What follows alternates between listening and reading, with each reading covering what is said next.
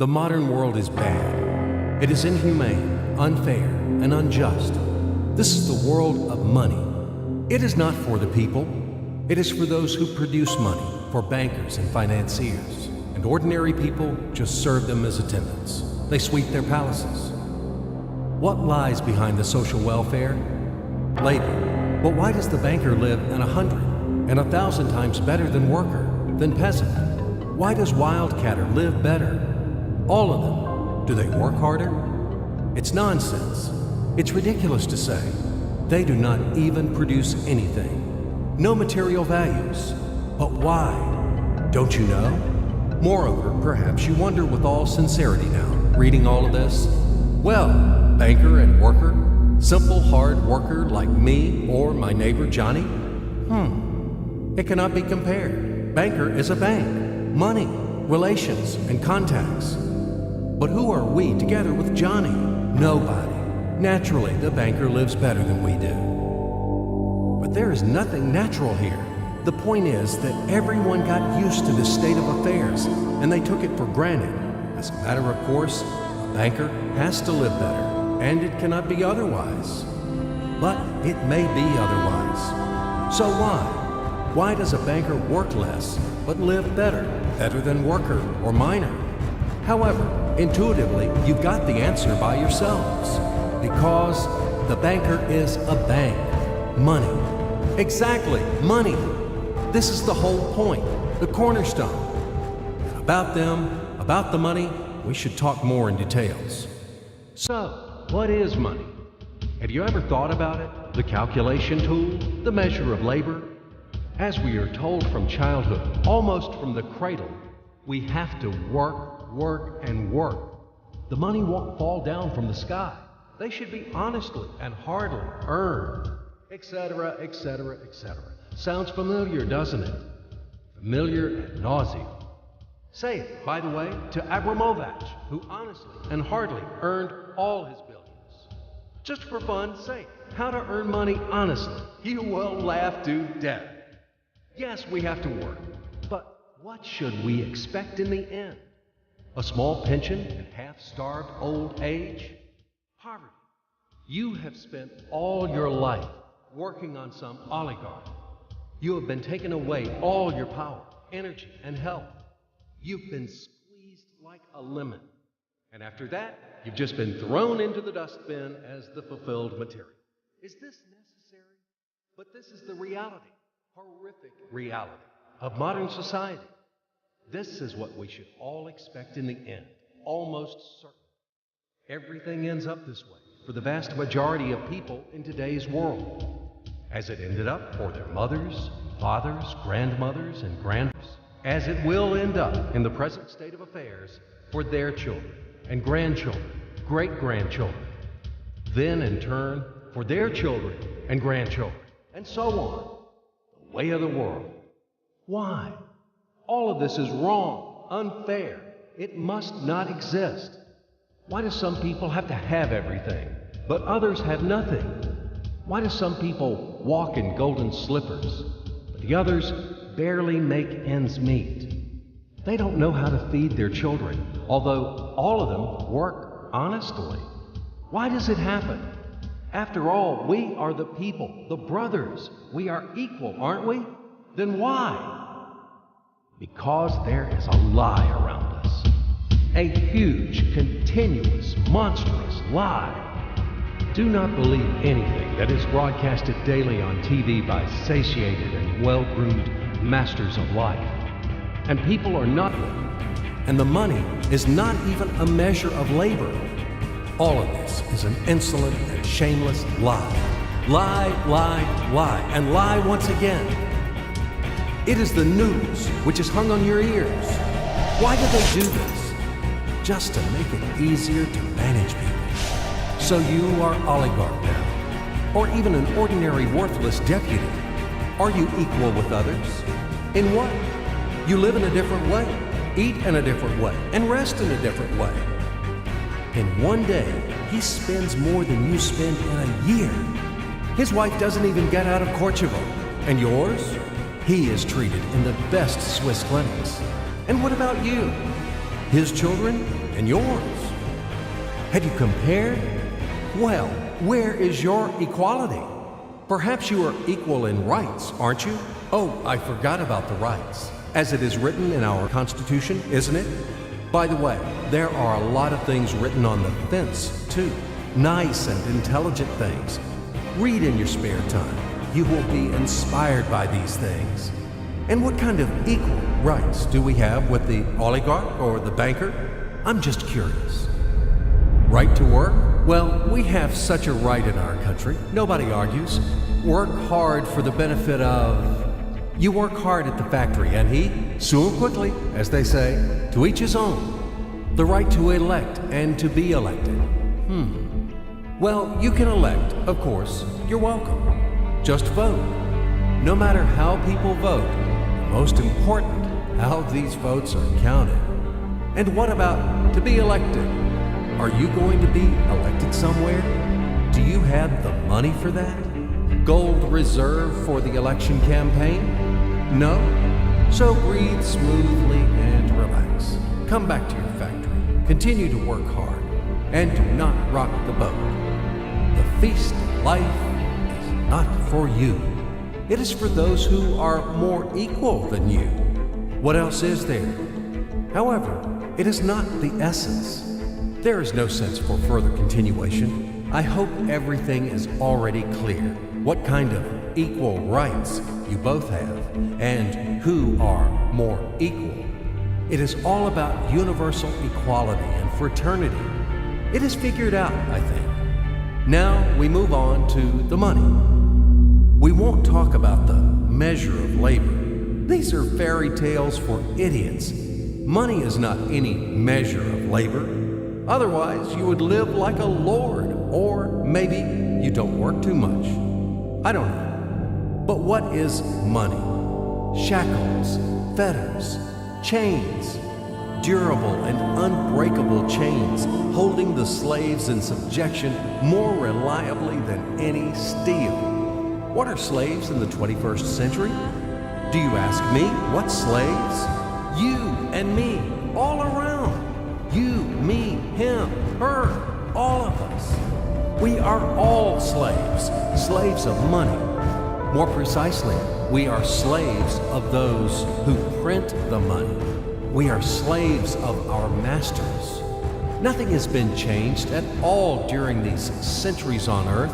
Oh, ho, ho. We live so far in the slave system. Only outwardly, everything has become more decent, more delicate, and more sophisticated. Our shackles are no longer heavy, rusty, and steel. They are invisible and weightless now. They don't seem to exist. You can go wherever you want. You can do whatever you want. You are free. But in fact, the shackles still exist. And damn, you are not free. Freedom is an illusion. Money, that's the point. Well, where can you go without money? It is not the Stone Age today. You cannot live in a cave. You cannot dress yourself in animal skins. And you cannot hunt for mammoth. And where are they, these damn mammoths? You need a house, clothes, food. And this is all about money, money, money. And once again, money. After all, everything around is just for the money. You cannot make a single step without them. But where do you find the money? That's right, you have to earn them. Do you hear?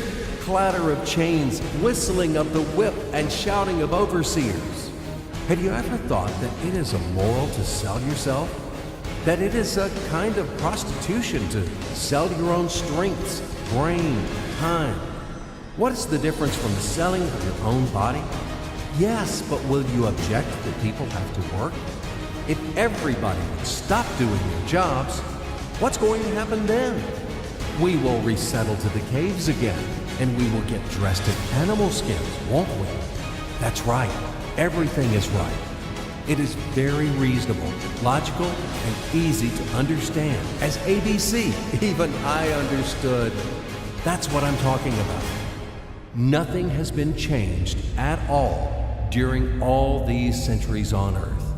And these convincing arguments could be heard for sure in slave society, when the slaveholders had been trying to make understand their obstinate, blunt slaves who didn't want to work for them that it is necessary to work hard. Stupid slaves! And later, quite recently, in historical times, the landlords told their serfs, after all, if you stop to work, to plow, to sow, and reap, what's going to happen then? Our society will collapse, and we will die of hunger. We will run wild. Yes, it is necessary to work, to create something useful for the society. Otherwise, society will degrade and die. But firstly, we have to work voluntarily, not for a bowl of soup, and not only in order to survive. We have to do what we like to do.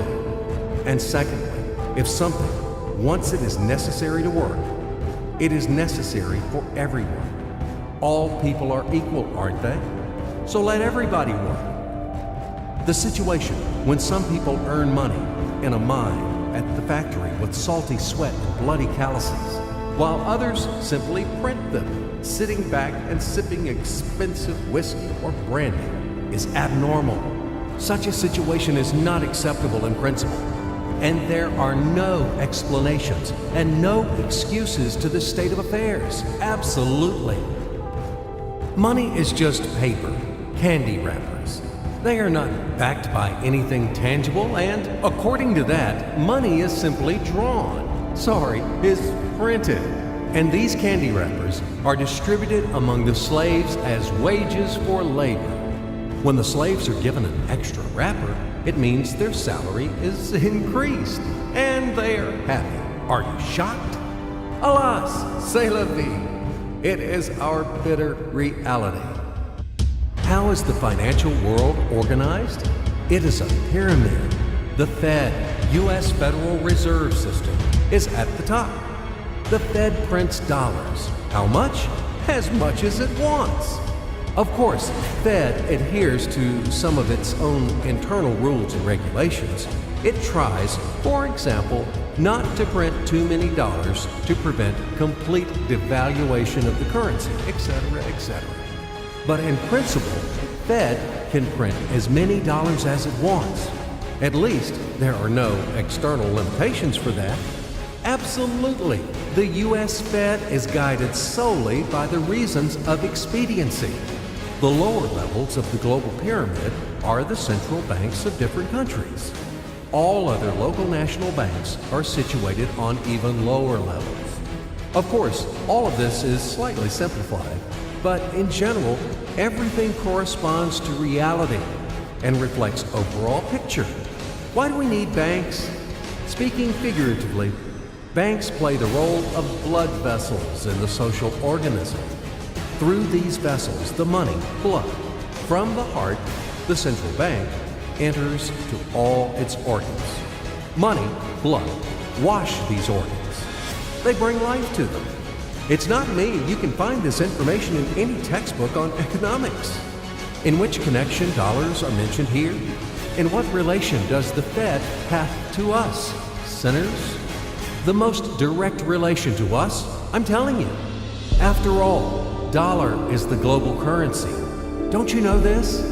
Let's say Russian Central Bank, one little proud bird, cannot print rubles without permission of U.S. Fed. Absolutely not. As soon as Russia supplies oil and gas to the USA for $1 billion, it is a wagon of colored pieces of paper with pictures of great American presidents. Then, Russian Central Bank will be allowed to print rubles in the amount of $1 billion with a clear conscience.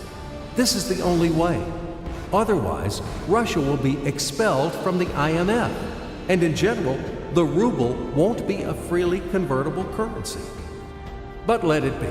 This is the topic for another conversation. Check my site later. Do not get distracted. Let's come back to the pyramid. Well, okay, the blood vessels wash. All of this, of course, is wonderful. But the main question is, why does the banker live better than worker? We still have no answer. So what that he has blood vessel? Shall we give him cash bonus for that or vouchers for enhanced diet? I, for example, build houses or bake bread. It is also very important. Does he work harder than me? No. Then why does he live better? And one small question in addition. I've been working and working like a damned for public benefit from morning to night. But anyway, I can't pay off the loans. And all of my friends are in the same situation. Is this normal? It is obviously wrong and unfair. This is eternal credit bondage. But whom do I owe the money to? I owe money to banks, to these blood vessels, washing all and everything. Fuck them all. I don't need this fucking washing. In short, they make fools of us. That's all. As usual, bankers take advantage of the fact that we, simple hard workers, don't have time to figure out all these tricky schemes. We have to feed our families. That's why they take advantage of this situation and ride on our backs, bastards.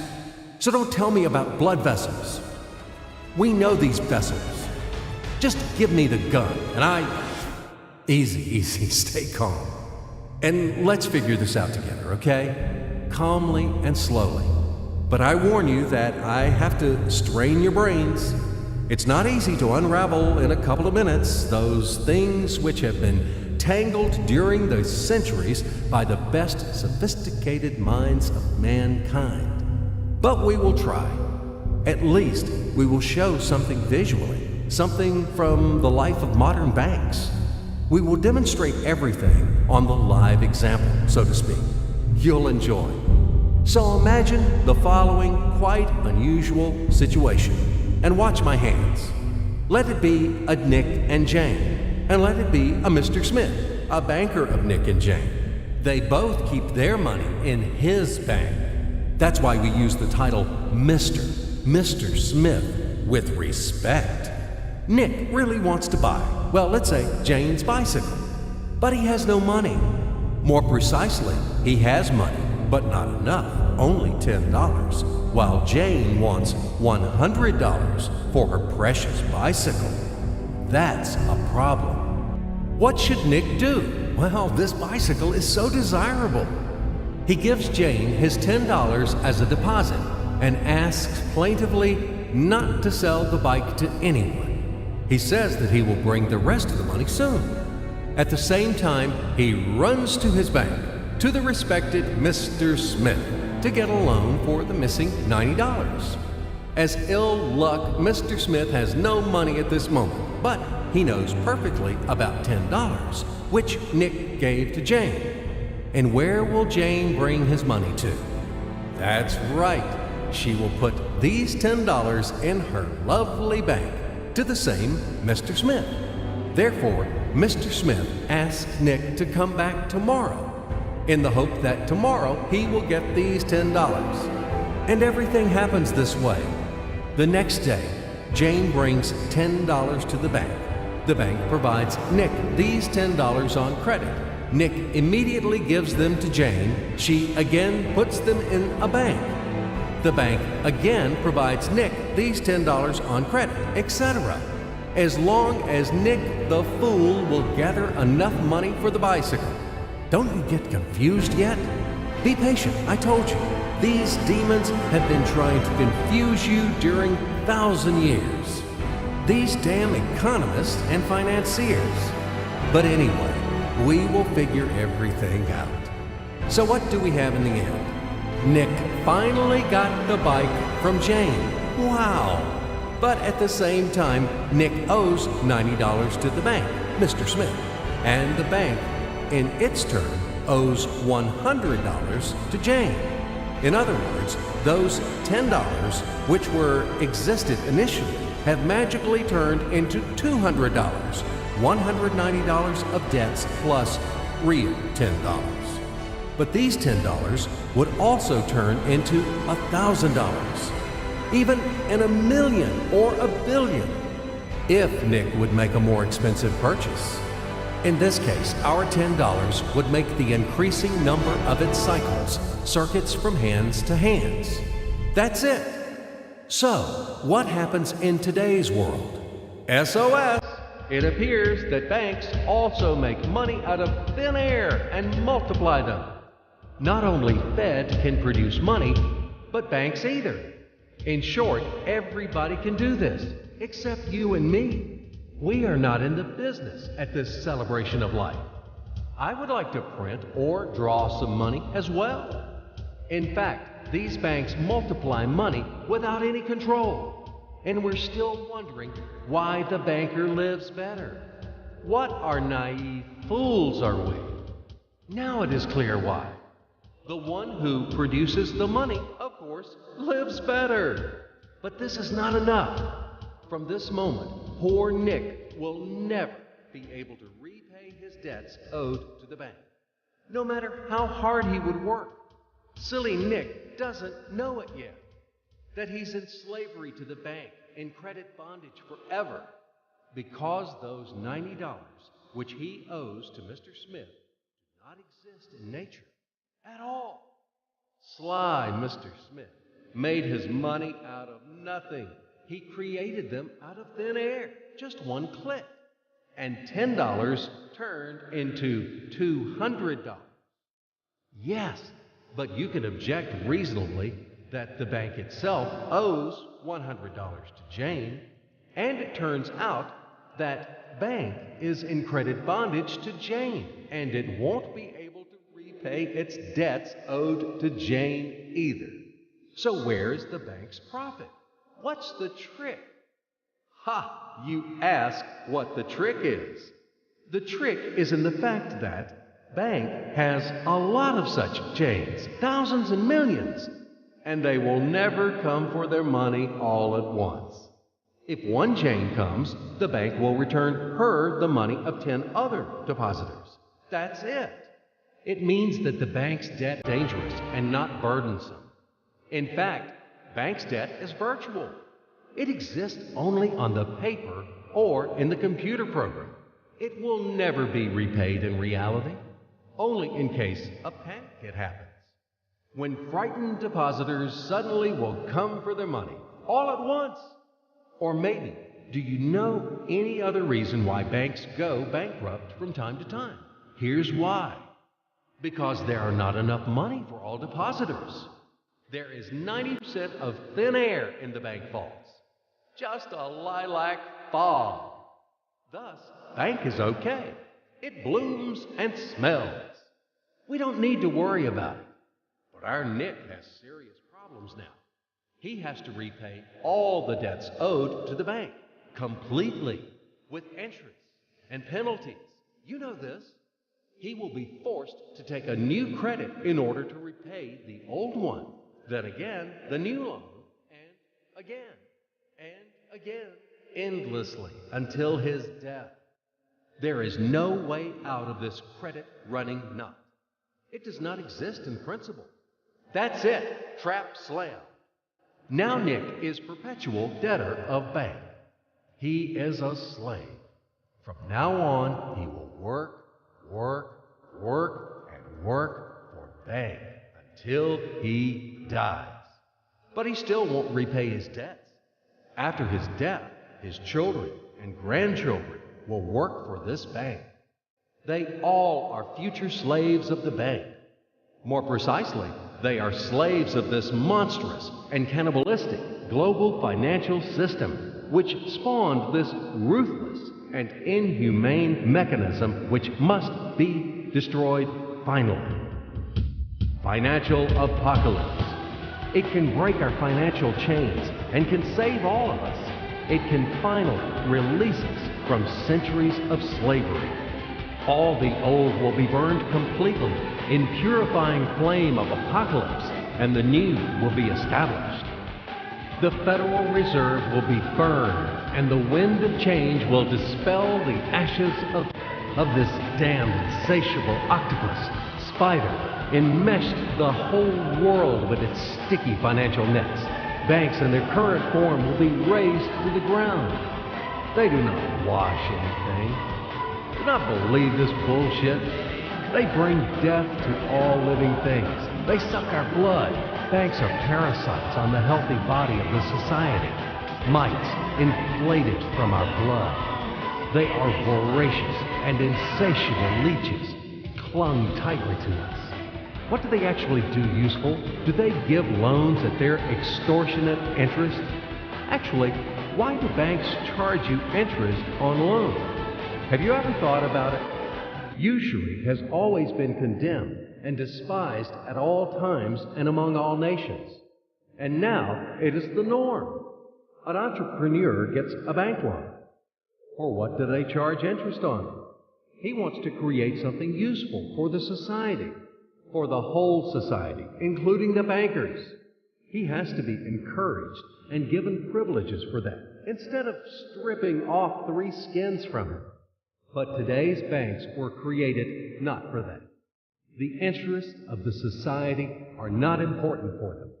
Banks take care only about their own financial profits and benefits. They don't care about the people. Today's banks are faithful servants of the Federal Reserve. They are greedy and avid bloodsuckers, small ghouls in the service of a giant and evil monster. Modern Earl Dracula, who plunged the whole world into financial bondage, and it sucks and sucks our blood. And it will continue to suck the blood of our children and our grandchildren if we don't stop and destroy it. Hammer an aspen stake to all the banks. And do not forget the silver bullets. Apocalypse. Only financial apocalypse. We have no other choices. We are not slaves. We are the people. And we choose freedom. And this freedom is already on the threshold. Now, with the advent of MMM, financial apocalypse is inevitable. From now on, it's just a matter of time. Grain has been sown, and it will sprout. It is now sprouting, right now, at this very moment, and it won't perish. What is MMM? Global Mutual Aid Society, Worldwide People's Bank, Financial Social Network. You can call it as you like. The point is not in the title. The point is that it is a voluntary and formal network of millions of people across the earth, people who rose up against financial slavery.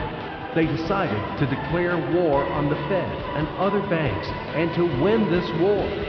In order to achieve this goal, they combined their money together. And it doesn't matter that separately their savings are not big. But there are a lot of people in MMM. And together, it is a tremendous force, invincible force. And this force is growing with each passing day. Indeed, due to what do the banks exist? Due to the oligarchs and the billionaires? No, they exist due to the same ordinary people who keep their meager savings in banks. MMM really knocks the bottom out of banks, opening people's eyes. Why do people keep their money in banks? Because there is no alternative. Banks are monopolies. Where should people bring their money? Like Jane, to Mr. Smith only? Not in this bank, so in another one? Not to Mr. Smith, so to another banker? His name will be Mr. Johnson. But anyway, it's the same shit. All of them are tarred with the same brush. All of them are native kids of kind and solicitous mother spider named Fed. They are little spiders. And now we have finally an alternative. MMM. It's yours. People help each other here. Today you have helped. Tomorrow you will be helped back. That's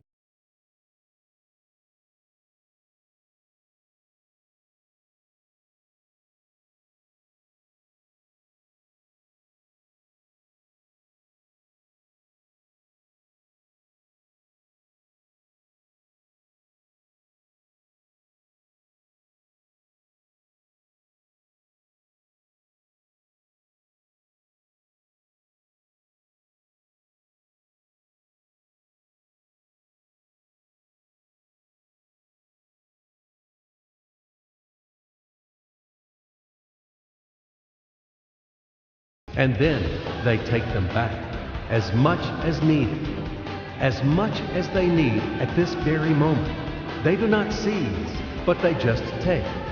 In fact, a human being doesn't need a lot of money. It is only important the awareness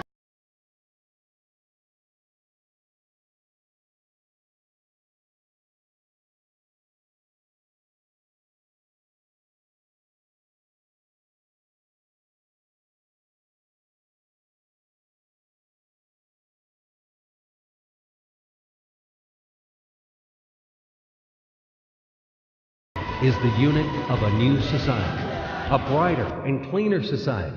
It is the unit of the new world, where the money won't exist, where everything will be different, honestly and fairly.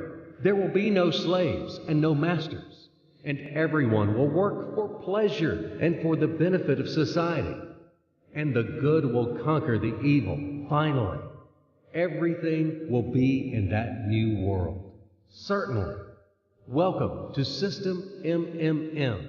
SergeyMavrode.com. We are waiting for you. We can do a lot. We change the world, and we will change it. Everything will be MMM. Financial apocalypse.